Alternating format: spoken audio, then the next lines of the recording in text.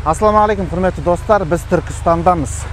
Яғни Түркістан жайында сіздерге кішігірім мағлұмат беруге тырысатын боламыз. Егер бұл жаққа қыдырып келіп жатсаңыз, қайда бару керек, не істеу керек, не қарау керек, кімнен сұрау керек деген мағлұматтардың барлығын менің артымда тұрған ғимарат, яғни визит центрдан алсаңыздар болады.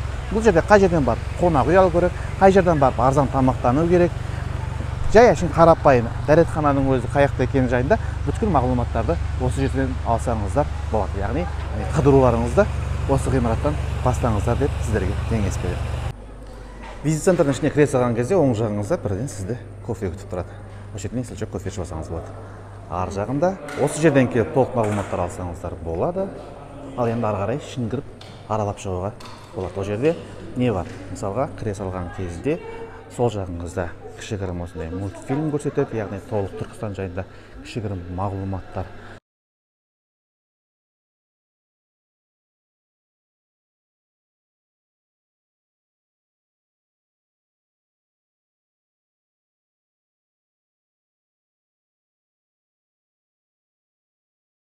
Құрметті достар, біз бұйырса қазір кішігірім түсірілімді осындай мына артымызда тұрған тамаша электрокармен жасайтын боламыз. Ақерке, мына жер не деп аталады, қалай аталады? Бұл Қазақ хандығы мемориалы.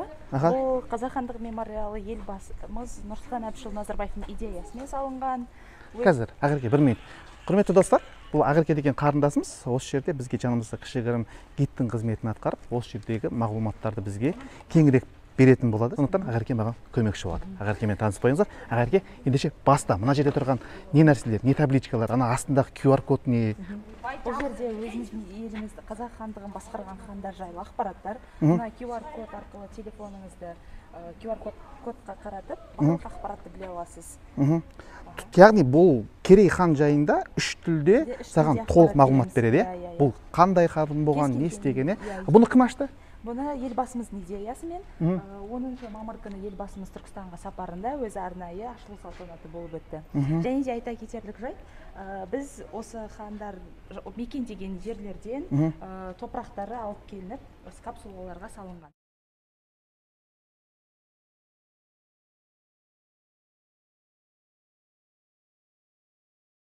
Мысалы айтар болсақ, Абылай хан мекендеген Бурабайдан топырақ келді. Алтын адам табылған Есік қаласынан, Сауран елді мекендерінен топырақтар алып келінген. Күшті, тамаша. Осы жерден келіп мағлұматтар алсаңыздар болады. Біз ары қарай кеттік. Электрокар қайда? Электрокарлар не үшін? Бұл электрокарлар біздің Түркістан қаласына келген зейнеткерлерге және мүмкіндік шектеулі туристарға беріледі. Қазіргі таңда. Түркістандағы туристік полиция міне осындай кішкентай электрокарлармен жүреді екен. Бізге қарай бұрылмады, түзу өтіп кетті, бірақ сыртынан үстіп қарап қала бердік. Өзінше оп электрокармен кетіп баратырмыз десем, кәдімгідей Ақеркенің несімен, ықпалымен, в общем, сіздің есіміңіз ғой? Бейбарыс деген жігітпен қазір бұйырса сіздерге кішігірім осылай, қалай айтсам болады, современный, заманауи жасайтын боламыз. Еңбектері, шәкірттерінің еңбектері болатын болады. Бұлар толық ашылған жоқ, Алдарыңызда көріп тұрған университет, бұл халықаралық туризм университеті, Түркістан қаласында бой көтерген.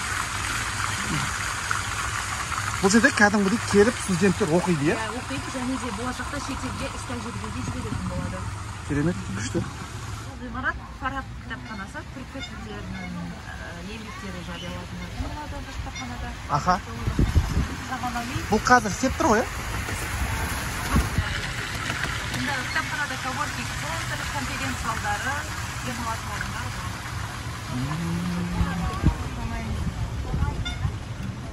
Керемет екен.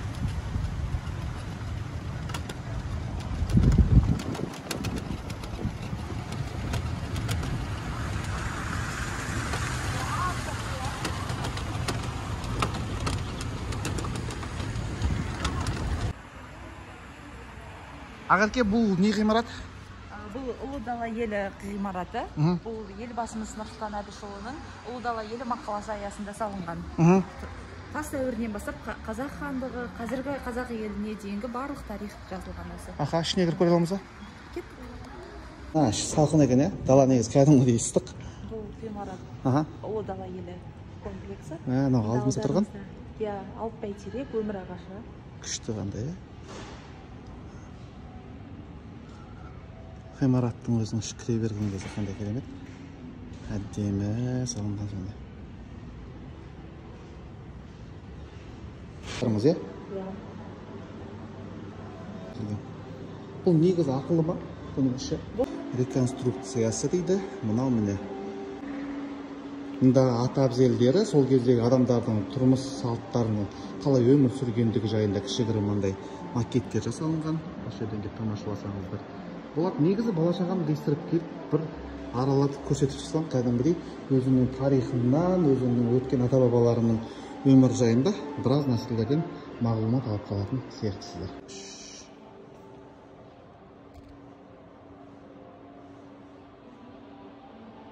Ал елде табылған нелер ғой, сондай Саламат көсемінің. Керемет екен. Ақерке айтып жатыр, негізінде мүмкіндіктеріңіз болса, жай күндері, будний күндері келіңіз, жұмыс күндері. Себебі сенбі жексенбі күндері турмен адамдар келеді, автобус болып. Очередь күтіп қалу ықтималдығы өте көп. Шаршап қаласыздар, ешқашан. Күн ыстық бізде. Сусыз болмайды. Қақпаның бірі. Негізі қанша қақпа бар?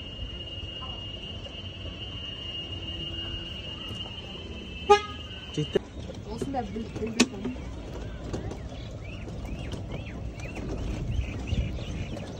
Қазір Ақерке біз келіп жатқан жер жайында айтып бересіз ме? Мына жер не бұл? Күлтөбе қаласының орны. Қазіргі таңда археологиялық қазба жұмыстары жүріп жатыр. Аха.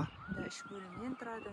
Мына жартылай біткен. Тағы да бір қаланың орны табылып жатыр. Шатырдың астында тағы да қазба жұмыстары жүріп жатыр. Қазір біз бұйырса сол жерге барамыз ба? Барамыз, көреміз қазір. Жаңа шатырдың астына кірдік. Құрметті достар, мына ескі қаланың орны қараңыздар қандай болған. Ішіне арнайы туристерге жүретіндей етіп қауіпсіздік қандай қоршаулармен жасап қойған екен. Ішінде міне қалашықтың есіктері ар жағында желден, шаңнан қорғау үшін осылай жасап қойған. Археологиялық қаланың орнын негізі менімше орнына қалпына келтіріп шыққан ау, Ақерке солай ма? Реставрация жасалынған ғой? Вообще кірпіштермен бітіп. Қызық, Менің арманымда бұрынғы заманға бір күнге түсіп кеткім келеді.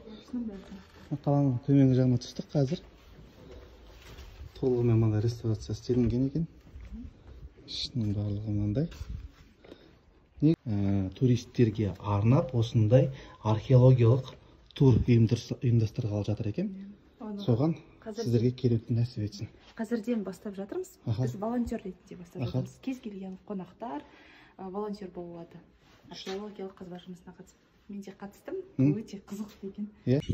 Ал енді құрметті достар, біз Қожа Ахмет Яссауи кесенесіне келдік. Бұл кесене жайында көп нәрсе айта беруге болады, айтылып та жатыр. Бірақ біз берген мағлұматтарда сіздерге бәлкім қызықты және пайдалы болып қалатын шығар деген үміттеміз. Сонымен Ақерке, сіз не айтасыз? Бұл бәрімізге белгілі Қожа Ахмет Яссауи кесенесін Әмір Темір салдырған. Бұл Әмір Темірдің қайтыс болуына байланысты бітпей қалғаны да бар. Кесененің кірпіштері Сауран қаласында салынады, осы Түркістан жанында. Ең қызықтысы, ол осы уақытқа дейін қалай сақталған десе, 14 ғасырға дейін кейбір ғалымдарымыздың айтуы бойынша кірпіштің ішінде малдың жүні мен сүтін қосып жасаған деген ақпарат бар. Яғни осы кірпіштер 14 ғасырдан біздің заманымызға дейін сақталуының сыры, бірден бір сыры мына кірпіштердің. Яғни бұлар кәдімгі малдың қылы, сосын малдың сүті қосылып жасалынған, кішкентай осындай мына кірпіштер, құрметті достар. Енді сіздерге айта кететін тағы да бір қызық мағлұмат. Осы кесененің жоғарғы жағында міне Құран аяттары жазылған, білесіздер ме? Бұл Ан'ам сүресінің 59, 60, 61, 62 және 63 сүрелерінің бас жақтары. Сіздерге егер ол сүрелердің мағынасы қандай екенін білгілеріңіз келсе, толығымен Құранды ашып оқысаңыздар болады.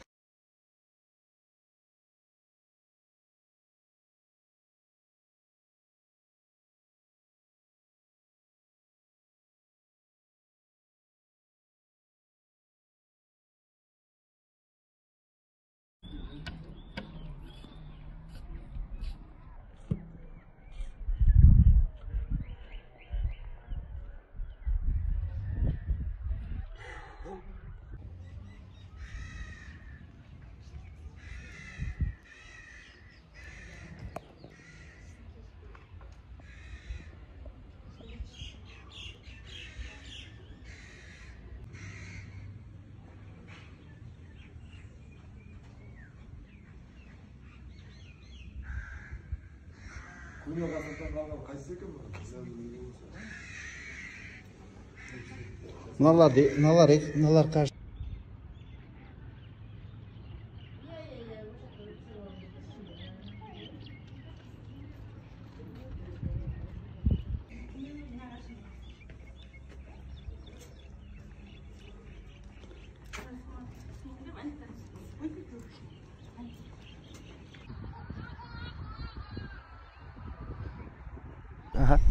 Қожа Ахмет Яссауи кесенесі 1397 жылы Әмір Темірдің бұйрығымен салынған. Өздеріңіз тамашалап тұрған бұл кесененің ұзындығы 65 метр, ал ені 46,5 метр. Бұның ішінде 35 бөлме бар екен. Яғни бұл жерде қазақ тарихындағы ұлы тұлғалар, Қожа Ахмет Яссауиден бөлек ұлы тұлғалар, ұлы батырларымыз жерленген. Бұл жерге келіп жатсаңыз, міндетті түрде сол кісілердің рухына Құран бағыштап қоюды ұмытпаңыздар дер едім. Ал біз болсақ ары қарай кеттік.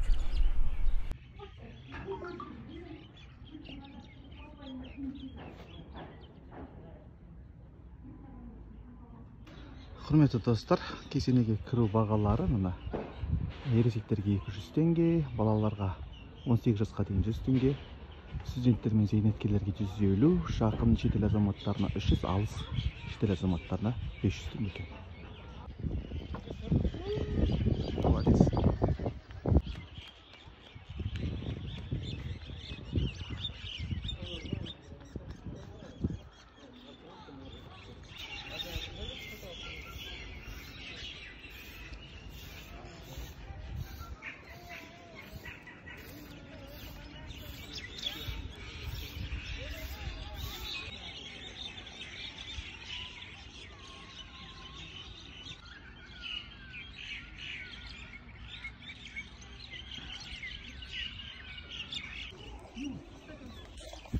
Күн деген жанып тұрып, біраз дүниелер түсіріп тастадық. Шамамыз келгенше, бұйырса алдағы уақытта оларды монтаждап, жақсылап сіздерге өңдеп ұсынуға тырысатын боламыз. Бұл 7000 адамға арналған, яғни 7000 көрерменге арналған Түркістан арена.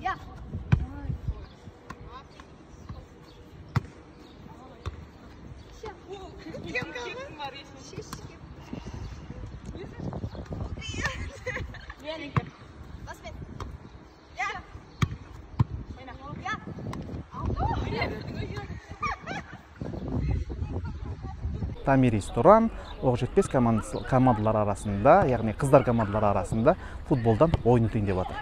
Мынау қыздардың ойын алдындағы жаттығуы. Ал біз болсақ өкінішке қарай бұл ойынды тамашалай алмайын деп тұрмыз. Себебі бұл нәрсені біз жоспарлаған жоқ едік. 7000 көрермен деген негізі Қазақстанның премьер лигасы үшін жеткілікті сандар, бірақ та болашақта егерде халықаралық бір турнирлар өтетін болса, 7000 адам негізі аздық ететін сияқты. Кеңейе берсін, алаңдарымыз көбейе берсін.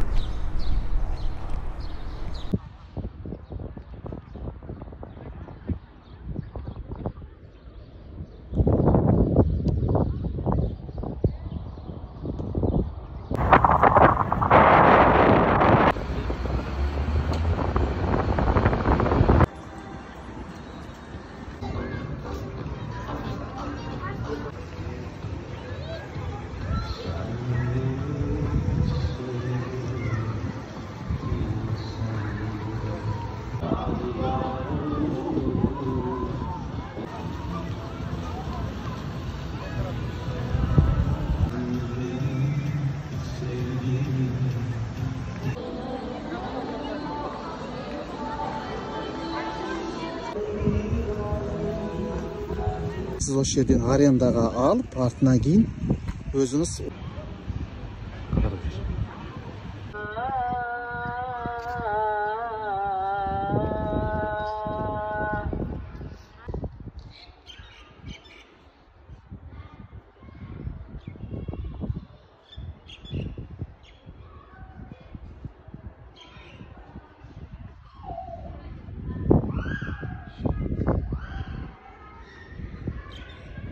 Достарына шулаған адамды көрдіңіздер ма?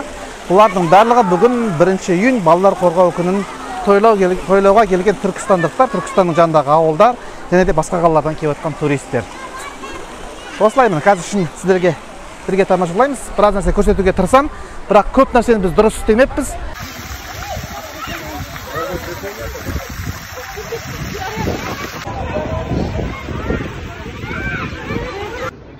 Ұшатын театр деген міне осы, құрметті достар. Ал мынау ұшатын театрға келіп тұрған адамдардың кезегі. Сондықтан билеттерді ертерек қамданып, алдын ала алып алғандарыңыз дұрыс. Біз ала алмадық.